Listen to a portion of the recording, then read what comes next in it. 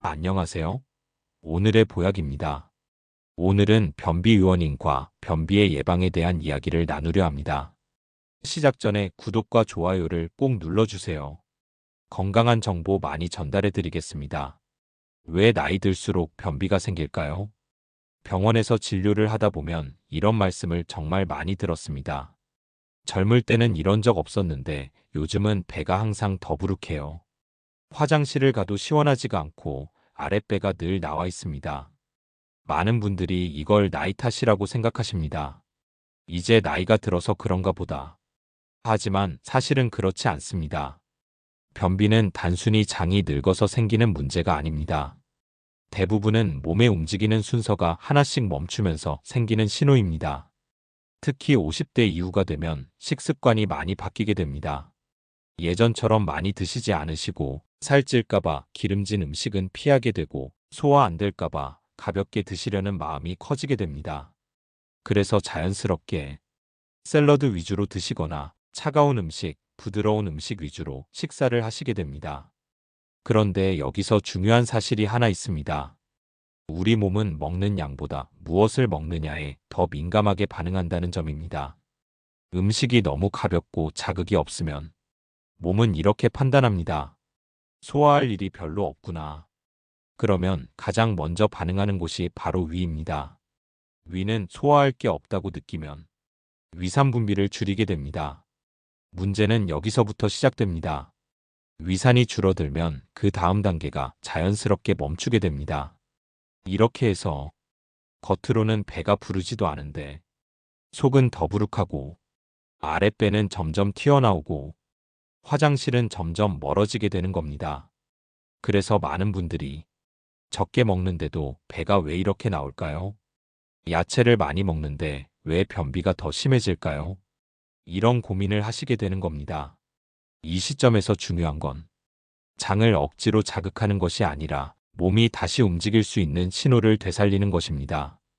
변비가 왜 장 문제가 아니라 몸 안의 신호 문제인지 아주 쉽게 풀어서 설명드리겠습니다. 변비는 장 문제가 아니라 몸 안의 신호 문제입니다. 많은 분들이 변비를 이야기하실 때 이렇게 말씀하십니다. 장이 일을 안 해서 그런 것 같아요. 장이 느려진 것 같아요. 하지만 실제로 몸 안에서 일어나는 상황은 조금 다릅니다. 장은 혼자서 알아서 움직이는 기관이 아닙니다. 항상 앞 단계에서 신호를 받아야 움직이는 구조입니다. 아주 쉽게 설명드리면 이렇습니다. 먼저 음식이 위로 들어갑니다. 그러면 위에서 소화액이 나오기 시작합니다. 이 소화액이 나왔다는 신호를 받으면 간에서 담즙이라는 액체가 만들어집니다. 이 담즙이 장으로 내려가면서 이제 음식이 들어왔으니 움직여도 된다. 이런 신호를 장에 보내는 역할을 합니다. 즉, 위가 먼저 일하고 간이 그 다음 일하고 장이 마지막으로 움직이는 순서입니다. 그런데 이 과정 중에서 위에서 신호가 약해지거나 간에서 담즙이 제대로 나오지 않으면 장은 그냥 멈춰 있는 상태가 됩니다. 장은 게을러진 게 아니라 아직 움직이라는 지시를 받지 못한 상태인 겁니다. 그래서 어떤 일이 생기느냐 하면 배는 더부룩한데 화장실은 가기 어렵고 가스를 자주 차게 됩니다. 이때 많은 분들이 유산균을 더 드시고 식이섬유를 더 챙기십니다. 하지만 신호가 끊긴 상태에서는 아무리 좋은 재료를 넣어도 장은 반응하지 않습니다. 마치 전기가 꺼진 상태에서 아무리 좋은 기계를 갖다 놓아도 움직이지 않는 것과 같습니다. 그래서 약을 먹으면 잠깐은 도움이 되지만 시간이 지나면 다시 원래대로 돌아오는 이유도 여기에 있습니다. 이제 중요한 포인트가 하나 있습니다. 변비는 단순히 장을 자극해서 해결할 문제가 아니라 위에서 간으로, 간에서 장으로 이어지는 흐름을 다시 켜야 해결이 됩니다. 이 흐름이 살아나면 장은 자연스럽게 움직이기 시작합니다. 억지로 힘을 주지 않아도 배에 가스가 차는 느낌이 줄어들고 아랫배가 서서히 편안해지기 시작합니다. 왜 많은 분들이 유산균과 섬유질을 꾸준히 드셔도 변비가 해결되지 않는지 그 이유를 아주 쉽게 설명드리겠습니다. 유산균과 섬유질을 먹어도 왜 변비가 안 나아질까요? 변비로 힘들어 하시는 분들께 가장 많이 권해지는 것이 유산균과 섬유질입니다. 그래서 많은 분들이 이미 꾸준히 드시고 계십니다. 그런데도 이런 말씀을 하십니다. 유산균을 먹어도 별 차이가 없어요. 섬유질을 늘렸더니 오히려 배가 더 더부룩해요. 이런 반응이 나오는 이유는 제품이 나빠서가 아닙니다. 몸 상태가 그걸 받아들일 준비가 안 되어 있기 때문입니다. 장을 집이라고 생각해 보겠습니다. 유산균은 집 안에 들어와 살아야 할 사람이고 섬유질은 그 사람들이 움직일 재료입니다. 그런데 집 문이 닫혀 있으면 아무리 좋은 사람이 와도 들어올 수 없습니다. 장이 움직이지 않는 상태에서는 유산균이 자리를 잡을 수 없고 섬유질은 밀려서 가스만 만들게 됩니다. 이때 나타나는 증상이 배에 가스가 차고 트림이 잦아지고 아랫배가 더 빵빵해지는 느낌입니다. 이런 분들 중에는 야채를 먹으면 더 불편하다. 과일을 먹으면 배가 부른다. 이렇게 말씀하시는 경우도 많습니다. 이건 이상한 일이 아닙니다. 위에서 소화 신호가 약해진 상태에서는 섬유질이 잘게 분해되지 못하고 장 안에서 오래 머물게 되기 때문입니다. 이렇게 오래 머문 섬유질은 장 안에서 발효되면서 가스를 만들고 배를 더 불편하게 만듭니다. 그래서 변비가 있을수록 무작정 섬유질을 늘리는 것은 오히려 증상을 악화시킬 수 있습니다. 이 시점에서 중요한 것은 유산균을 더 먹는 것이 아니라 장이 움직일 수 있는 환경을 먼저 만드는 것입니다. 그 환경을 만드는데 가장 중요한 역할을 하는 것이 바로 담즙이라는 소화액입니다. 담즙이 잘 나오기 시작하면 장에 자연스럽게 자극이 가고 그제야 유산균도 자리 잡을 수 있고 섬유질도 제 역할을 하게 됩니다. 다음 파트에서는 이 담즙 흐름을 다시 살리는데 왜 버터가 도움이 되는지 그리고 왜 아무 버터나 먹으면 안 되는지 아주 쉽게 설명드리겠습니다. 왜 하필 버터가 도움이 될까요? 여기까지 들으신 분들은 이런 생각이 드실 수 있습니다. 그래도 기름은 몸에 안 좋은 거 아닌가요? 나이 들면 기름 줄여야 한다고 하지 않나요? 맞는 말씀입니다. 아무 기름이나 많이 드시는 건 분명히 좋지 않습니다. 하지만 몸이 필요로 하는 기름은 따로 있습니다. 특히 장이 다시 움직이기 위해서는 아주 중요한 역할을 하는 기름이 하나 있습니다. 그게 바로 담즙을 부르는 기름입니다. 담즙은 지방이 들어와야 분비가 됩니다. 기름이 전혀 들어오지 않으면 간은 이렇게 판단합니다. 담즙을 만들 필요가 없구나. 그러면 장으로 내려가는 신호 자체가 끊기게 됩니다. 그래서 오랫동안 기름을 피한 분들일수록 변비가 잘 생기고 아랫배가 잘 나오는 경우가 많습니다. 이럴 때 필요한 것이 몸에 부담을 주지 않으면서 담즙 분비를 자연스럽게 도와주는 지방입니다. 그 중에서 버터가 주목받는 이유는 버터 안에 들어있는 짧은 길이의 지방산 때문입니다. 이 지방은 다른 기름보다 장이 직접 쓰기 쉬운 에너지에 가깝습니다. 쉽게 말씀드리면 장은 이 기름을 만나면 이제 움직여도 되겠구나 하고 일을 시작하게 됩니다. 특히 버터에 들어있는 성분은 장벽을 부드럽게 보호해주고 굳어있던 내용물이 자연스럽게 이동하도록 도와줍니다. 그래서 아침에 버터를 소량 드신 분들 중에 신기하게 화장실이 바로 가고 싶어졌다. 이런 말씀을 하시는 경우가 많습니다. 다만 여기서 중요한 점이 하나 있습니다. 아무 버터나 드시면 안 된다는 것입니다. 시중에 파는 버터 중에는 색을 내기 위해 첨가물이 들어간 것, 가공 과정이 많은 제품도 있습니다.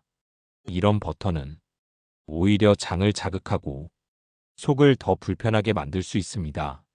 그래서 가능한 한 재료가 단순한 버터, 불필요한 것이 들어가지 않은 버터를 선택하시는 것이 중요합니다. 이걸 어떻게 구분하느냐 하면 어렵게 생각하실 필요 없습니다. 마트에서 버터를 집어들고 뒷면 성분표만 보시면 됩니다. 성분표에 적힌 재료가 유크림 또는 크림, 그리고 소금 정도만 적혀 있으면 그건 비교적 괜찮은 버터입니다. 여기서 한 가지 더 보셔야 할 게 있습니다. 포장 앞면이나 옆면에 가염 또는 무염이라는 표시가 있을 겁니다. 가염 버터는 소금이 조금 들어간 버터이고 무염 버터는 소금이 들어가지 않은 버터입니다. 속이 예민하시거나 고혈압이나 신장 쪽이 걱정되시는 분들은 무염 버터가 부담이 덜할 수 있습니다.